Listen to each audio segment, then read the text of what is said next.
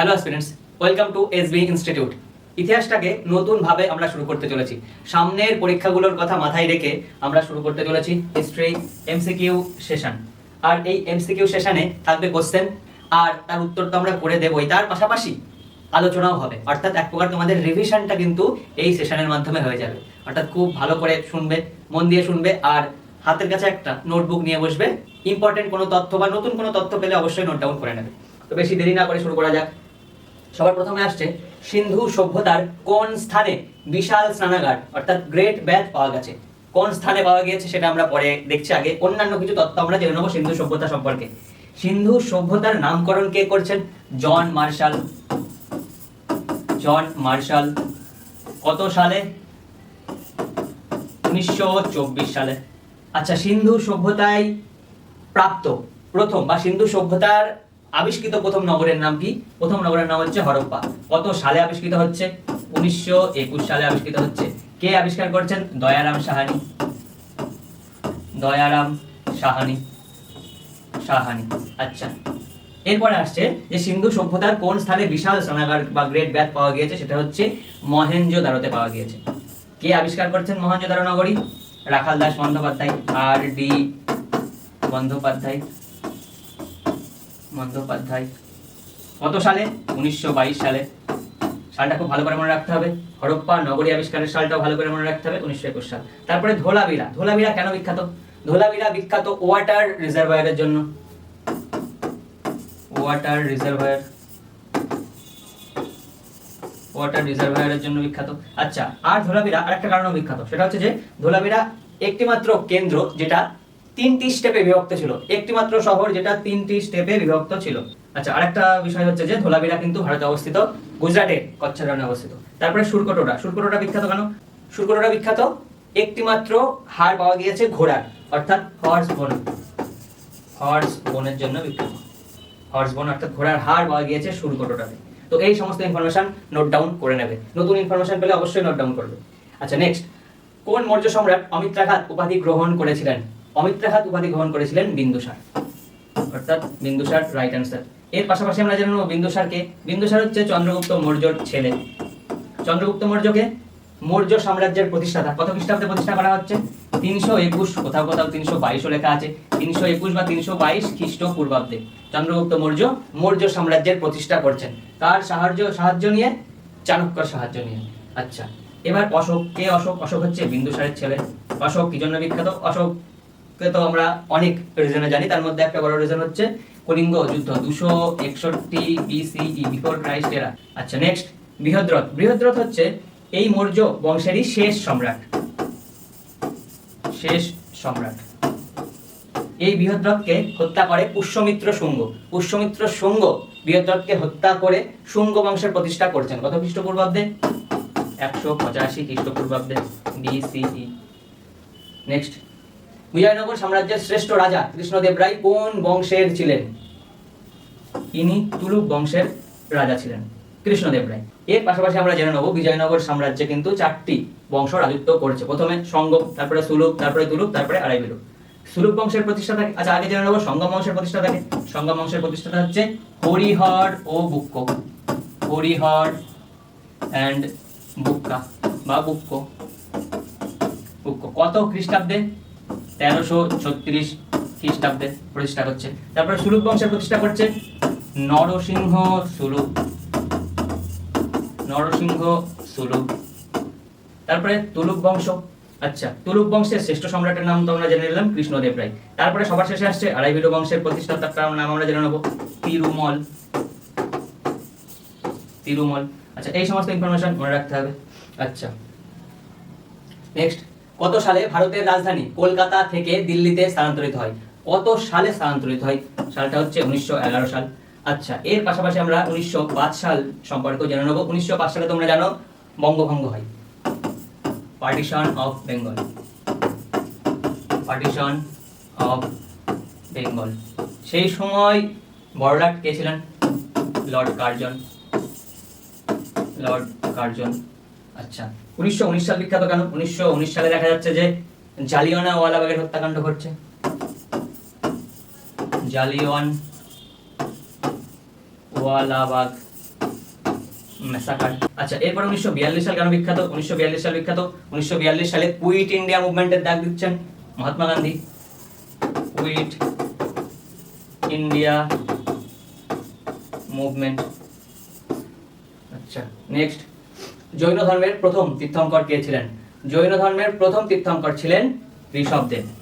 ঋষভদেবের প্রতীক চিহ্নটা অনেক সময় পরীক্ষায় দেয়। ঋষভদেবের প্রতীক চিহ্ন ছিল বুল, ষাঁড়। আচ্ছা, ঋষভদেবের পরে আর যে সমস্ত তীর্থঙ্কর সম্পর্কে আমাদের একটু নলেজ রাখতে হবে সেটা হচ্ছে যে 22তম তীর্থঙ্কর অরিষ্ট নেভি। অরিষ্ট নেভি বা অরিষ্ট নেমি বা নেমিনাথ ছিলেন 22তম তীর্থঙ্কর। 22তম তীর্থঙ্কর। এনার প্রতীক ছিল শঙ্খ, শঙ্খ, শঙ্খ। তারপরে আসছে পার্শ্বনাথ, ইনি 23তম তীর্থঙ্কর। এনার প্রতীক হচ্ছে স্নেক, সাপ। তারপরে আসছে মহাবীর, ইনি 24তম তীর্থঙ্কর এবং শেষ 24তম তীর্থঙ্কর। আর মহাবীরকে কিন্তু জৈন ধর্মের প্রকৃত প্রতিষ্ঠাতা বলা হয়। এনার সাইন হচ্ছে সিংহ, লায়ন। তো এগুলো মনে রাখতে হবে। নেক্সট, ভারতের প্রথম ভাইসরয় কে ছিলেন? ভারতের প্রথম ভাইসরয় হচ্ছেন লর্ড ক্যানিং। কোন সময়ে ভাইসরয় পদ তৈরি হচ্ছে? 1857 মহাবিদ্রোহের পরে 1858-তে ভারত শাসন আইন পাশ করা হচ্ছে। ওই আইনের মাধ্যমেই ভাইসরয় পদের উদ্ভব হচ্ছে। তো ভারতের প্রথম ভাইসরয় হচ্ছে লর্ড ক্যানিং। আবার লর্ড ক্যানিং কিন্তু ব্রিটিশ ভারতের শেষ governor general of British India. আচ্ছা, লর্ড উইলিয়াম বেন্টিং, ইনি হচ্ছেন প্রথম governor general of British India. Governor general of British India, first governor general. Okay, first governor general. আচ্ছা, এরপরে লর্ড ডালহৌসি, ইনি কেন বিখ্যাত? ইনি 1848-এ শর্ত বিলোপ নীতি প্রবর্তন করেন, doctrine of lapse. Doctrine of lapse এর মাধ্যমে ছোট ছোট দেশীয় রাজ্যগুলোকে দখল করে নেওয়া হচ্ছিল। আচ্ছা, ওয়ারেন হেস্টিংস, ইনি হচ্ছেন বাংলার প্রথম governor general, first governor general of Bengal. আচ্ছা, ইনি দ্বৈত শাসন ব্যবস্থাটাকে রদ করেছিলেন। ঠিক আছে। আর লর্ড ক্যানিং হচ্ছে ভারতের প্রথম ভাইসরয়, আবার ভারতের ব্রিটিশ ইন্ডিয়ার শেষ governor general of British India যেটা বললাম। আর লর্ড উইলিয়াম বেন্টিং হচ্ছে প্রথম governor general of British India. এটা মনে রাখতে হবে, এগুলো খুব ঘুরিয়ে যায়। ওকে, নেক্সট, ভারতের বৃদ্ধ মানুষ বা grand old man of India কাকে বলা হয়? দাদাভাই নওরোজিকে বলা হয় grand old man of India. ইনি আরেকটি কারণেও বিখ্যাত, সেটি হচ্ছে ইনি ড্রেন অফ ওয়েলথ থিওরি দিয়েছিলেন। ড্রেন অফ ওয়েলথ, সম্পদের বহির্গমন তত্ত্ব। ইনি একটা বইও লিখেছিলেন, পভার্টি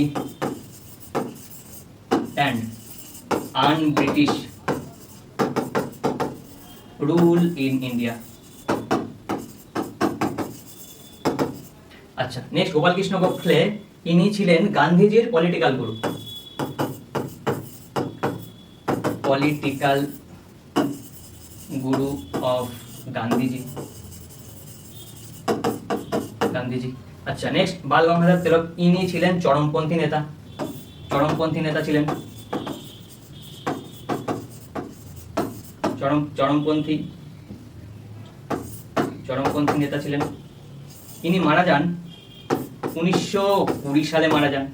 আর এই 1920 সালে সেই সময় ভারতে চলছিল নন কোঅপারেশন মুভমেন্ট। আর তার স্মৃতিতে তৈরি করা হয়েছিল তিলক স্বরাজ ফান্ড। তিলক স্বরাজ ফান্ড গান্ধীজি তৈরি করেছিলেন তার স্মৃতিতে। আচ্ছা, এরপর আসছে সুরেন্দ্রনাথ বন্দ্যোপাধ্যায়। ইনি বিখ্যাত কেন? ইনি তৈরি করছেন ইন্ডিয়ান অ্যাসোসিয়েশন। ইন্ডিয়ান অ্যাসোসিয়েশন কত সালে? 1876 সালে। সুরেন্দ্রনাথ বন্দ্যোপাধ্যায়কে ইংরেজরা সারেন্ডার নট বলে ডাকতেন। নেক্সট আমরা দেখে নেব, গোলামগিরি গ্রন্থটি কার লেখা? গোলামগিরি গ্রন্থটি লেখা জ্যোতিবা ফুলের। জ্যোতিবা ফুলের নাম, জ্যোতিবা ফুলেজির নাম তোমরা অন্য জায়গায় জ্যোতিরাও ফুলে হিসেবেও লেখা দেখতে পারো, সেম ব্যক্তি। ঠিক আছে। বি আর আম্বেদকরকে আমরা কেন জানি? অনেক কারণে জানি, তার মধ্যে একটা বিখ্যাত কারণ হচ্ছে ইনি ছিলেন সংবিধানের খসড়া কমিটির চেয়ারম্যান।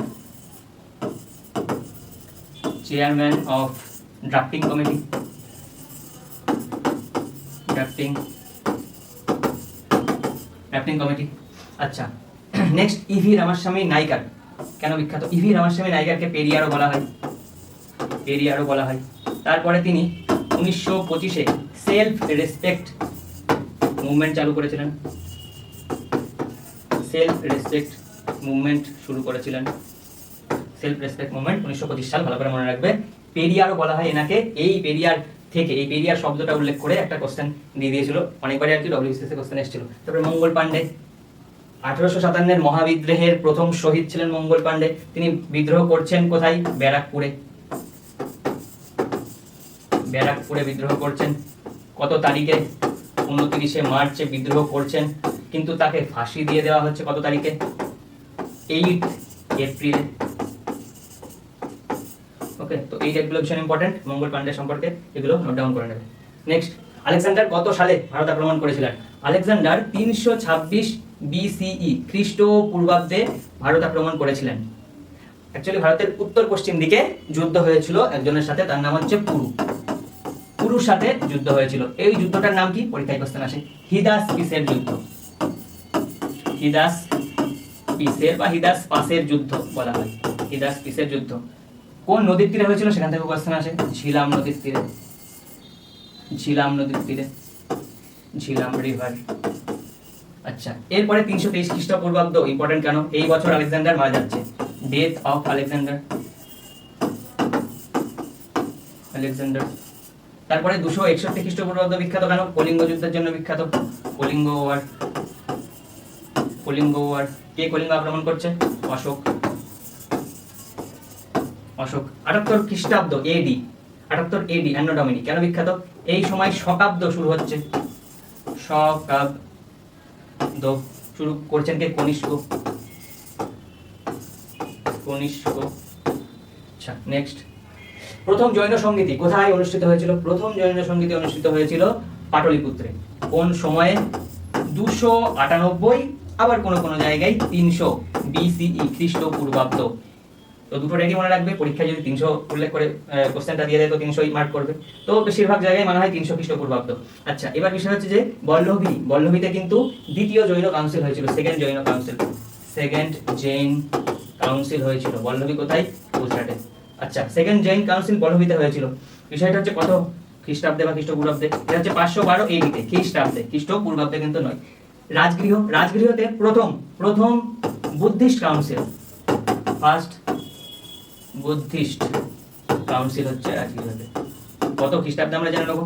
সময়টা হচ্ছে খ্রিস্টাব্দ না, খ্রিস্টপূর্বাব্দ, 480 বিসিই, 480 বিসিই, কোন কোন জায়গায় 483 বিসিও পেয়ে যেতে পারো।